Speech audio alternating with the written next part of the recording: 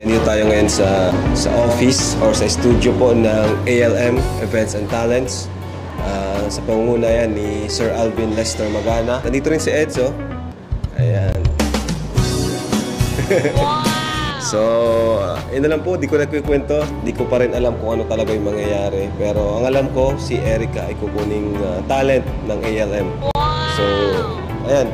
Nakaka-proud po kasi bilang gusto rin kasi ni Erica yung mga ganito pagmo-model. So, bagay naman sa kanya.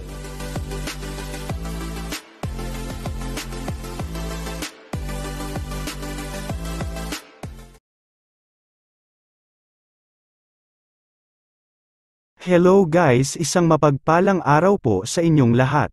Narito pong muli ang inyong lingkod, Anime Reactors TV.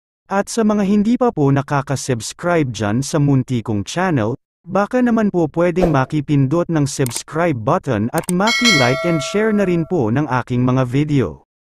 At wag din po nating kakalimutang patuloy na suportahan ang ama ng Kalingap na si Kuya Val Santos Matubang, Ate Edna Vlog at Kalingap Rab. Ganun din po ang mga Kalingap charity vlogger at mga Kalingap reactors para makatulong din sila sa mga programa ng Kalingap. At wag din po nating kakalimutan na patuloy na suportahan ang mag-amang ka-business official at Papadins TV. At for today's video po guys ay gawan natin ang reaction nitong isa na namang matagumpay na nangyari kay Erica. Sa part 32 nga po ng vlog ni Kalingap Rab dito kay Erica, ay matagumpay nga pong nakapirma ng kontrata itong si Erica sa ALM Events at Talents Management. I've seen a lot of change, been through a lot of pain.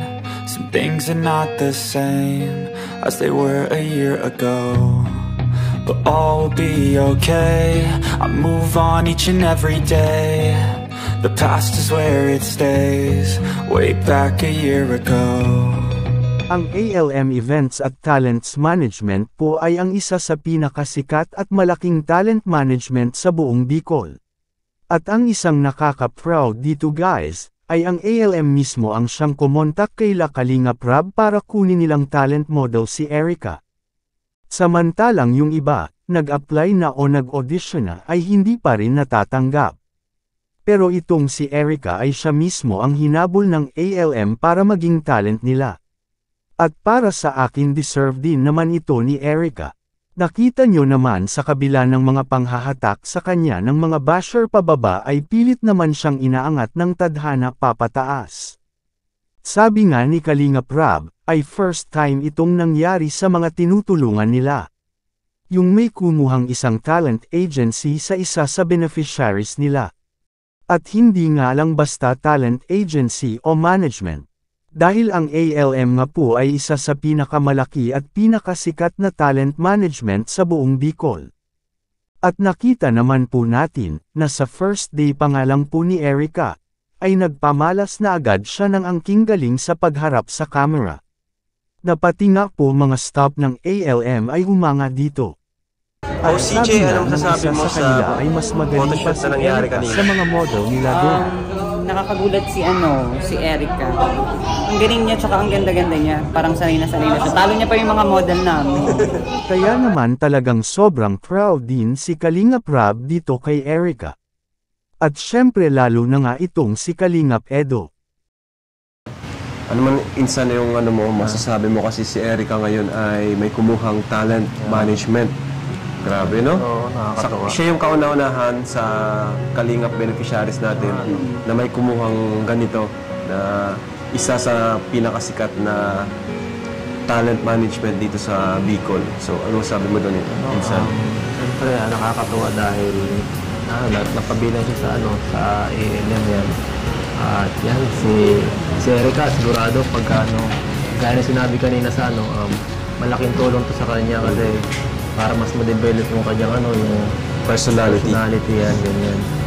At syempre, para makatulong na rin sa kanya sa sarili, kung paano kumita ng Ang extra, di ba? Sobrang natutuwa sila sa napakaganda at napakalaking oportunidad na dumating na ito kay Erica. At sabi ni Erica, ay medyo kinabahan daw talaga siya dito. Dahil bagamat may mga karanasan na daw siya sa pagharap sa kamera dati, ay first time lang niya ang ganitong may kontrata. Dati daw kasi ay handler lang ang meron siya, pero ngayon ay may management na ngang hahawak sa kanya. Pero nakita nyo naman kinakabahan pa yan. How much more kung hindi na kinakabahan yan? Kaya ngayon pa lang ay congrats na sa'yo baby girl. Alam kong simula pa lang yan ng mga tagumpay mo. At siguradong marami pa ang mga magagandang bagay o oportunidad na darating sa'yo na magdadala sa tagumpay na pinapangarap mo. Basta stay humble lang at huwag magiging malaki ang ulo. Panatilihin mo lang na nakaapak ang mga paa mo sa lupa. Kasi ang pagiging simple at mabait na ugali mo ang minahal ng tao sa'yo. At sa vlog nga kung ito ay hindi pa rin nawala yung pakilig moment tulad nito. Ano man yun minsan yung mga nakilala mo sa kanya ngayon na palagi mo siyang kasama, ano man yung panibagong na-discover mo sa kanya? Medyo parang tampuhin ang konti. Mahirap eh. Na bro, na-booking na, may tampuhan na pala nangyayari. Ano yung nagpupush sa'yo na ipagpatuloy yung panliligaw mo kay Erica? Tapos ako. Ano yung pinanghahawakan mo ng lakas? Ba't di ka pa rin sumusuko? Wala eh. Gusto ko siya eh. Directed ako. Simple lang pero lakas ng dating bro. At may sinabi din si Erica tungkol kay Edo. Ano yung pinaka-gusto mo sa ugali na Edo? Ano po yan? Gentleman. Saka ano po siya? Caring din po.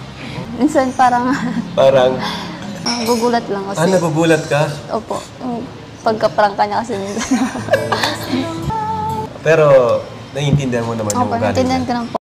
Next gentleman naman pala itong si Kalingap Edo eh. May pagka-prank nga lang daw. Pero unawa naman daw ito ni Erica. Kaya naman talagang bagay na bagay silang dalawa sa isa't isa.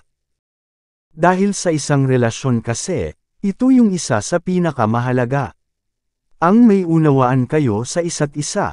At sa sinabi ni Erica na nauunawaan naman niya si Edo, at ganun din naman si Edo kay Erica.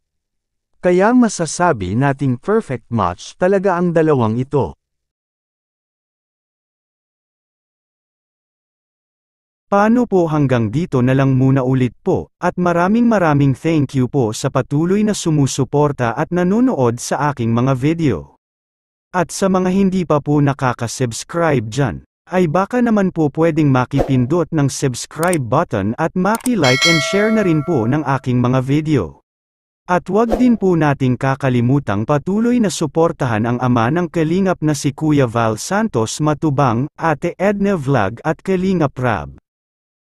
Ganun din po ang mga Kalingap charity vlogger at mga Kalingap reactors para makatulong din sila sa mga programa ng Kalingap. At wag din po nating kakalimutan na patuloy na suportahan ang mag-amang ka-business official at Papa Dins TV.